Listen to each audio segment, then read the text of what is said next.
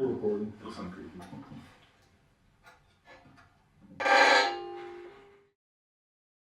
A large Kentucky farm operation is growing a lot of produce and growing the economy at the same time. Appharvest. Appharvest. Appharvest. We build big. This rectangle of steel and glass stretches for nearly half a mile. For us here at Appharvest, our mission is to grow good, healthy, fresh fruits and vegetables year-round, utilizing technology, using far less resources, and make it available to everyone. Calling it Appharvest isn't just clever tech talk. It's located in Appalachia, just outside Morehead, Kentucky. I like the idea of taking the tomato market away from the Mexicans. How about that? We're absolutely going to be one of the largest fruit and vegetable suppliers in the U.S. Jonathan Webb, I'm in awe. Yeah, this is amazing. I had no idea this was going on, and it makes so much sense. The Kentucky farming startup Appharvest is trying to stay in business. A nightmare. It was a nightmare that should have never happened. Indoor farming company Appharvest went from startup to Wall Street darling to bankruptcy. Bankruptcy. Bankruptcy. Bankruptcy. Appharvest told investors its projected net sales for 2022 were nearly $20 million less than expected. The company's investor presentation pledged a commitment to Appalachia, estimating thousands of new jobs to a poverty-stricken area.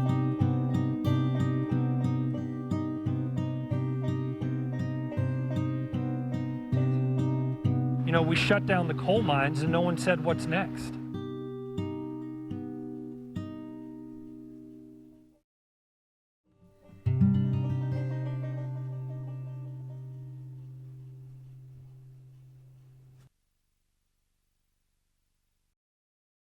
I always argue that the Great Depression hits Appalachia about 1924. After World War II, the coal industry is kind of saturated. It's very unstable, very volatile. And this is in 1950, you know, you don't need the big mine crews. You need people who can run a bulldozer, pickup truck, and a big shovel, and you're done, right? That's going to create the unemployment and the stark poverty, I think, that you see today. When I first started at Morehead, there was talk, I think, when I first couple of years, whatnot, Morehead didn't have a big Walmart. And of course, Walmart's going to come and they're going to bring 100 jobs. What happens 5 years after a Walmart brings 100 jobs? Brings 100 really shitty jobs, and you lose 125 or whatever it is. So Walmart brings change. Walmart does not bring development. Kind of the coal industry does the same thing. It brings change, but it doesn't bring development, right? So that's the inherent problem with this, with an extractive industry like that. It's going to bring change, and things will change.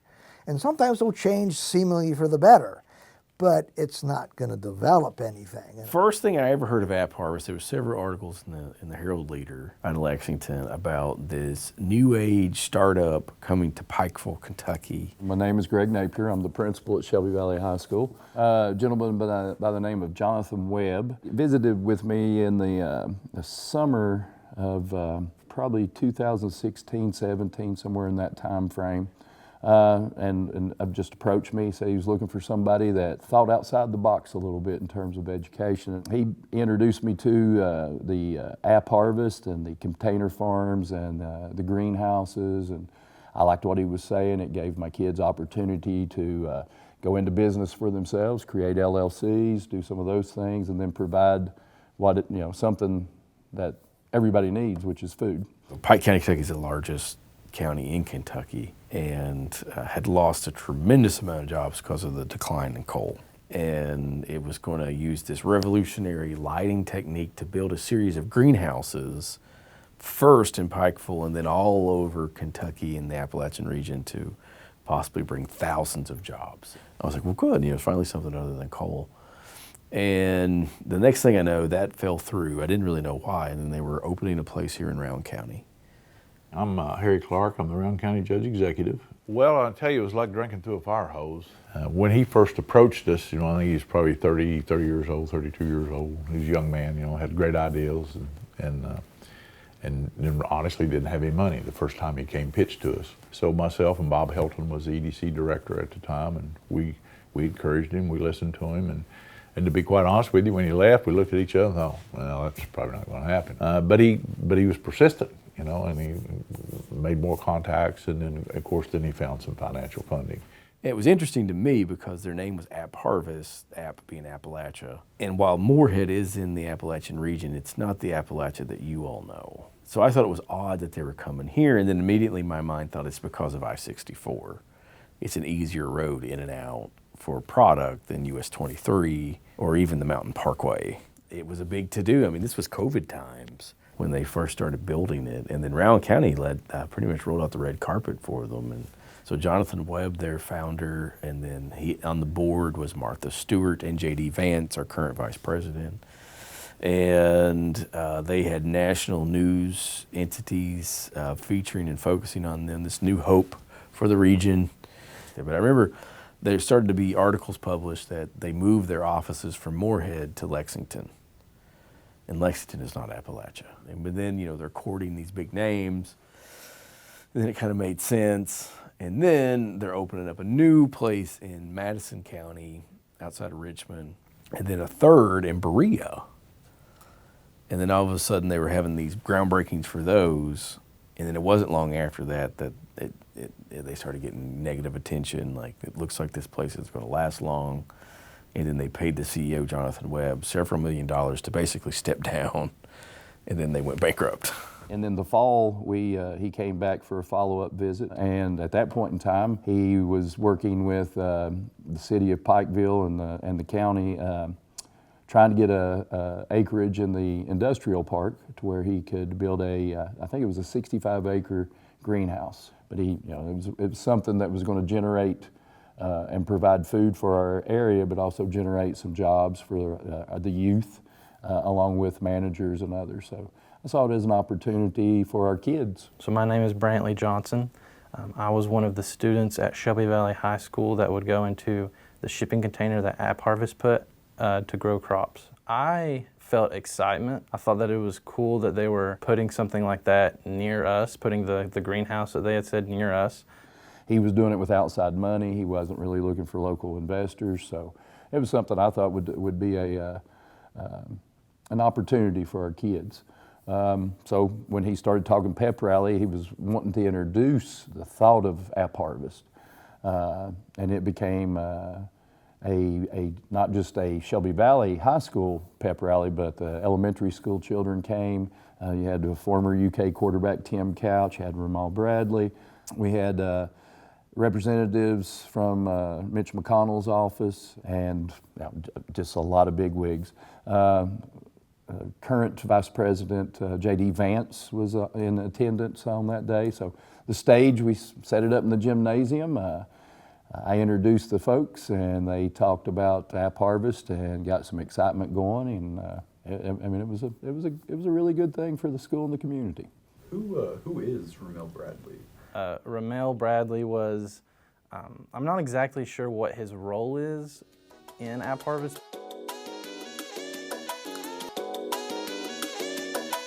Yes, it's me, yeah, man. It's your boy, S-Beezy. Yo, Webb, turn my headphones up a little bit. Yeah, Brooklyn, I have. He knew I was doing my music thing, and I knew he was doing his thing on the side, and just talked to him about possibly trying to get together and putting together a song. But he was pretty high up, from my understanding. Like, he wasn't the CEO or whatever, I don't know. But he was with him all the time. He'd travel with them whenever they went places, from my understanding. They kind of made it seem like it was a big deal that would really help the region, and that just didn't really happen as far as I could see. This year they were talking about building a greenhouse that was going to sit on 65 acres of property.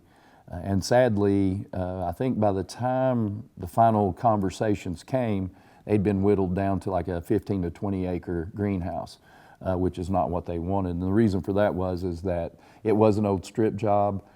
There had been a lot of landfill from road construction, from mining, and the such. So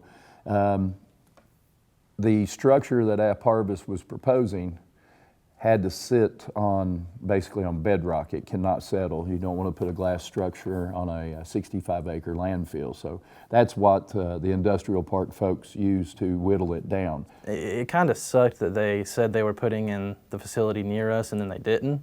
I remember after that was announced, there was kind of a, I remember people expressing disappointment in the school. But overall, I think their idea, what they were trying to do was good. It made sense, but they just couldn't fulfill the promises they made, I guess. No, the coal industry had provided for our communities for, century. I just to be honest, and it has dried up, and dissolved. Federal regulations and other things have kind of taken those jobs away. So it was very disappointing for me because I saw that as an opportunity for, again, our youth to have an opportunity to be employed here, stay here, and raise their families here. It definitely could have helped the economy. I would have, if there was a facility like that close to me, I would have considered getting a job there. I remember thinking that it would be super cool to work there if it was that close, but just didn't happen. The folks from Appharvest had looked at a variety of other sites, and they elected to go to Round County and build their greenhouse there. It was literally drinking through a fire hose, because when they said we're going to build a 60-acre greenhouse, that young man took it for seriousness, and by George, he went to work at it. So they were pushing dirt pretty quick and constructing a 60-acre greenhouse. He said that's probably the fastest I've ever seen anything move. Of course, it was an initial projected of $100 million. I think it probably ended up at about $150 million build. But it was exciting. It was fun. But we were sure busy hustling, trying to keep up with what was going on. Well, I knew that from a townie perspective, or someone that grew up in Morehead, there's not a lot of opportunities for work outside the university, of course, and then the St. Clair Hospital, which is now UK St. Clair. And so Appharvest was going to be a new outlet or avenue to bring jobs back in this area and promote a new way of thinking. It was marketed as being very innovative and was going to change the world, so to speak. And a lot of people bought into that and really wanted to be on board with the team. Local jobs would be, we would hire the locals first. And then if we had to go outside of that, then we would. But it was a big part of the push was local jobs. Local jobs, local contractors actually building Appharvest. So they did use a lot of locals in the construction of that greenhouse, which is, was a tremendous benefit to a lot of our local folks. So like I said, faulted or not faulted, they were good working with the community. Really the most unique thing I thought about the facility was when I hung exit signs, I could stand at the very back of the greenhouse, but I couldn't see the end of the other end. It was so massive. And I remember just thinking that I can't believe that they industrialized agriculture or tried to industrialize agriculture. When they initially came in, they were offering $13 an hour, full medical benefits, and insurance, and also I think they even put insurance on your spouse. So $13 an hour and those benefits really put the pressure on local businesses that had employees that were going to leave their business and go to Appharvest for more money on the hour and all the benefits with it. That probably was the biggest concern any of us had, even the local businesses as well. They're going to, they will drain us. And it did in some degree, but not what I thought it would do. So we really, it kind of balanced out. Tour with Appharvest founder and CEO Jonathan Webb. Senator Mitch McConnell addressed dozens of the facility's workers here in Morehead. Senator McConnell called Appharvest the future of agriculture and said that these workers are real leaders when it comes to fulfilling Kentucky's potential. And so Jonathan Webb was always around, but the most important thing to remember when he came was there was always a camera with him. So you always had to be on your best behavior. For us, it was making sure everyone had gloves on, hair nets, the shoe protecting, everything had to be tip-top shape when Jonathan Webb came. He often came with investors, people of interest in the company, scientists. He always seemed to have an entourage, but he was always very friendly to me and waved, and you know, he was a very hands-on CEO, I would imagine. I've not worked for many, but he was very attentive and always there. And working with Jonathan Webb, you know, he's a very energetic young man. He had a vision. He would share that vision with you. He was a very good community partner. I think some of the things people forget, you know, he provided a greenhouse, a mobile greenhouse, and I know it's got some other term, to the high schools in these areas that allow the students to grow lettuce for their cafeterias and for sale. So, and he did, those were about $150,000 a piece. On the positive side, they did leave the container farms. The ideal came from Amsterdam in the Netherlands, where they do a lot of container farm businesses. It's basically a hydroponic system to where you can grow leafy green vegetables, a variety of things that you can do in those containers. And you know, we have one on site that they gifted us that was somewhere between $85,000 and $95,000 in value. And then there was an educational curriculum that was set up so our kids could in fact learn and do within the container farms. And you know, in my mind, my vision is that some of our students on the business side with an ag interest, instead of becoming farmers outdoor farmers, they could become indoor farmers. The first year that we worked in the greenhouse, there was a lot of other students, and it was kind of hectic. There was a lot going on. For 2 years, I know we had support from them. They came, made sure that if we had a problem, they came and fixed it. So they had an educational strand attached to their business plan, and it was a good thing. I think it was 2 to 3 times a week that we would come in and work. We'd go in before school started, so we'd be at school pretty early. You know, it's very contaminant free, so everybody's gloved up. You know, you're in there, it's just like you're going into surgery, basically. I remember that there was like this fake soil that we would put in this long, kind of like a trough, and then it would be hung up, and water would come from the ceiling of the container and go down the trough, and that's how it was watered. And they had some kind of like black light, solar light things that would do the same thing as sunlight. Yeah, I think we mostly grew spinach, and I think we might have done like the little baby tomatoes. They made it sound like it was really important, which if it went the way that they planned, I guess it would have been.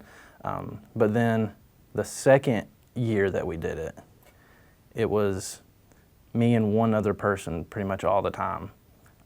It felt like it kind of went downhill after that first year. And since they dissolved their company, it went to a state entity who then gifted it to us 100%. So we have 2 teachers on campus, Ms. Paige Werner Hawkins and Mr. Tim Hall, who have an interest in these type of things, and they're both science teachers. So what we're doing with it right now is we're using it on the educational side for those kids to go in and dabble and have opportunity to grow some leafy green veggies. At this nearly empty greenhouse in eastern Kentucky, Appharvest, a failed high-tech startup, promised local workers a future that spiraled into broken promises. Probably the biggest surprise that I've had since that was actually we never got any, I didn't hear any complaints or any noises about it until they filed bankruptcy. After they filed bankruptcy, then the stories come out about, you know, you're working, it's 155 degrees, you know, you're working in poor conditions, we're working too many hours, we can't do this, we can't do that. But honestly, you know, our level, we look at it from 50,000 feet. We just didn't hear those things, you know. But I understand that some people are certainly saying that, and I don't doubt them. And it goes back to the Appalachian workforce. You know, if those folks are making those claims, like I said at the beginning, they've got grit. So if they're complaining, there's a reason to complain. Of course, you know, some of them has probably just jumped on the bandwagon and decided to complain, but there's got to be something behind that, without a doubt. Safety was a very big priority for Appharvest, and it was a very hard job because in a greenhouse scenario, in the winters it was really, really cold, and in the summers it was really, really hot. So injuries are more prone in heat. You have to require breaks. It's a lengthy process and very hard process. I think probably the worst thing safety-wise was there was oftentimes someone working on the line or washing tomatoes or something would get a cut and miss a cut, and so then we have to recall all the tomatoes that happened within the cut and make sure that nobody was contaminated. When we first had discussions with them, they asked up front, or I asked up front, you know, I'm thinking agriculture, and they were promising these 300 jobs. So I asked up front, you know, do you plan on bringing immigrant workers in? And they said, not until we have exhausted the workforce in Appalachia. And you have to train people how to do certain things. So I think when they brought the H2 folks in, they were already trained, qualified to do this. So realistically, you know, I heard horrible things, you know, oh gosh, they've fired everybody and they've got all H2 workers out there now. They had them out there, but it was not in the volume that I was aware of, because I reached out a few times and it was in the 30s, 40s, and 50s. And no, I really wasn't surprised that they bring them in, because they did tell me they would. And when I say they exhausted their folks here, I guess I mean that literally. I guess they'd exhausted their folks here and they had to find some somewhere else. Their honesty or the sincerity about helping Appalachia was probably to attract, you know, the condescension money, putting all the high-end incomes in Lexington. You know, that's not helping Brown County. Well, I mean, I think if you've been in business or if you've watched anything, you know, I wasn't really surprised because if you just look the amount of tomatoes or the amount of what I would think the amount of produce coming out and the amount of sales didn't add up to the amount of expenditure. They went a little quick, I think, in terms of they kept expanding, which was a good thing. They had a business plan to expand, but I think it went a little quicker than what they were ready for, and they may have outgrown themselves and got them in a little bit of trouble. In order to manage and have a decent workforce, you have to treat the workforce. So if you're behind on your production, you know, you can only crack that whip so much. They can only work so many hours in a day, and they can only work in so much. So if you either have to slack off the production and help your people in order to be able to treat them fairly, you have to lower your expectations on what you're going to produce based on your manpower, or you have to find more manpower. Because I don't care who you are, you can only work so many hours in a day in high temperatures. So if you blame the Appalachian workforce, I'd say you're totally wrong on that one. Again, their promises of bringing sort of, you know, the benefits of labor to Appalachia. Well, with a greenhouse, you know, yeah, right. You know, probably not going to happen. You know, so yeah, you gotta minimize your labor costs to make that work. I wonder what the power bill was. Investing was a huge, huge goal of Jonathan Webb, and when we got NASDAQ listed, it was a big celebration. They rang the bell in the greenhouse. I'm sure you can find videos of it, and they printed out t-shirts, NASDAQ listed, and it was an awesome feat that we were gonna have public trading of Appharvest stock. And a lot of people in the area bought stock. But it seemed odd to me that when they had just opened in Morehead and they weren't open very long, that they started an IPO, which is an initial public offering. So they went national on the stock market. And so, for example, Dunkin' Donuts, who's been a company for 80 years, they only went national like 5 years ago. Yeah. And so Appharvest wasn't even, a couple years old. All of a sudden, they went national. And so many people I knew around here bought up the stock because they thought they were going to be huge. They were going to be the next Apple, And almost immediately that stock went down because this is a company that's worth nothing that you're paying money for. As far as the bankruptcy, I guess in reality I really wasn't that surprised. I just figured they'd reorganize within their internally though, and I didn't really know that it would probably go out for sale and sell all the assets. I figured they would just internally, Chapter 11, do something, reorganize like so many do and come back.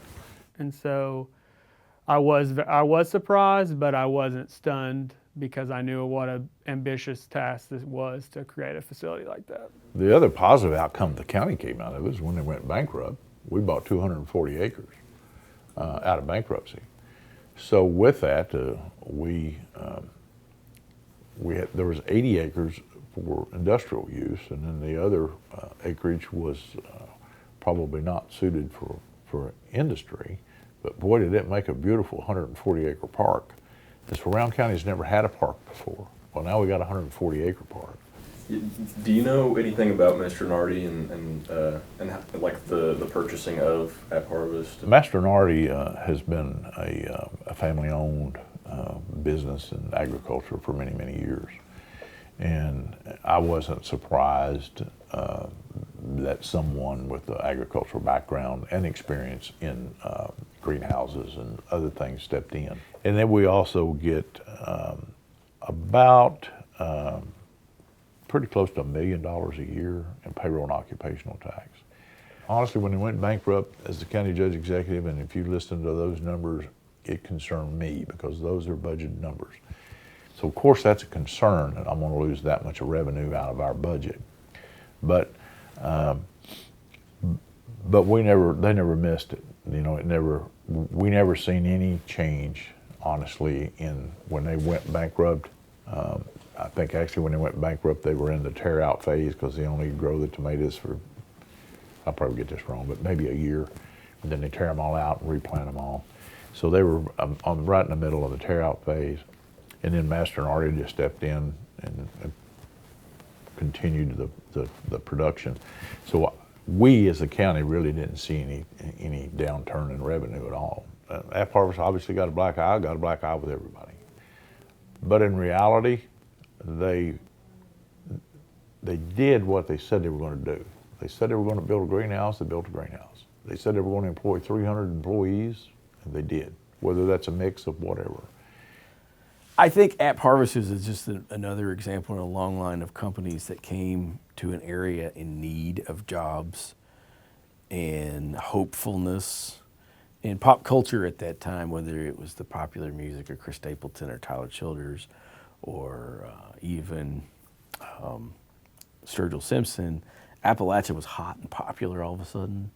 And I think that added to it. But also Appalachia is this region that was impoverished and people were looking for something to do and people were very hopeful of something new. And in the end, they were as exploited as anybody else. The coal industry, it's not a renewable resource, right? Unless we stop for another, 100 million years, then maybe we'll have some back, So it's basically done. So sticking to without going to the socialism kind of side, you're going to have to start talking about what are we going to do next. They're tending to go to tourism.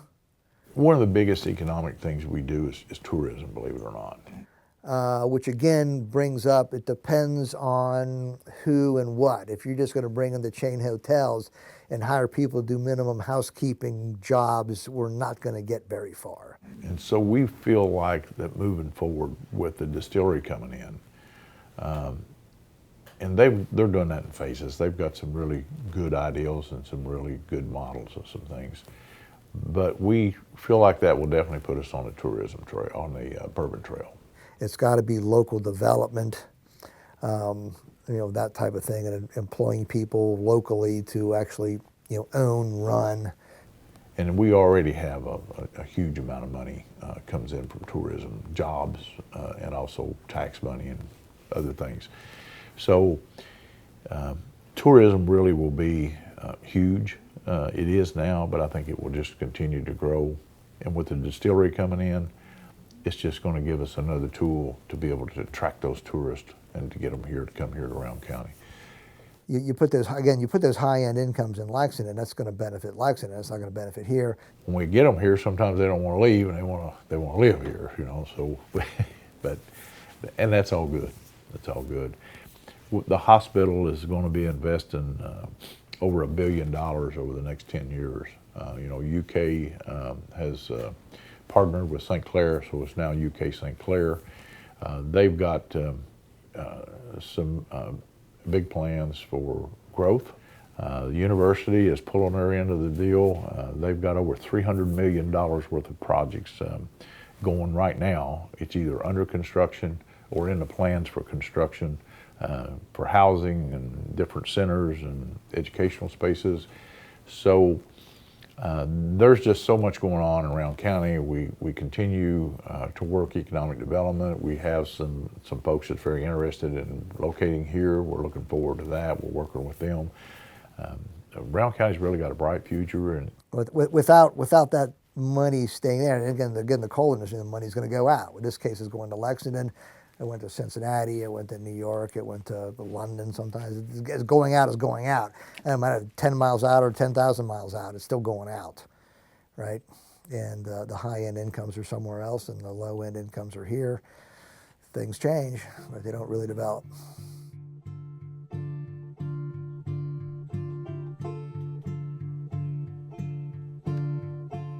The founder of Kentucky ag tech company Appharvest is stepping down. This comes as the company faces financial issues as sales are slower than the company projected. Appharvest grows produce in 4 indoor farms, Morehead, Somerset, Richmond, and Berea. But that may not be the case for much longer after filing Chapter 11 bankruptcy in Texas late Sunday night. 3 days after Kentucky-based Appharvest filed for bankruptcy, there are questions about what will happen to its facilities. The company's Berea farm will transition to its distributor. The Berea greenhouse would transition from Appharvest to Mastronardi. Mastronardi.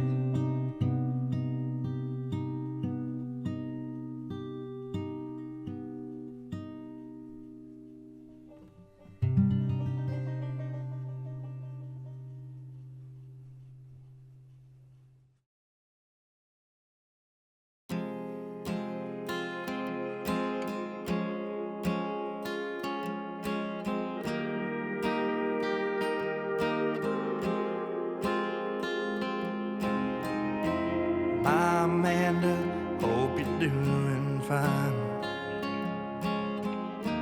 I won't make it out this time. The hounds are hot on my trail. I ain't going back to jail.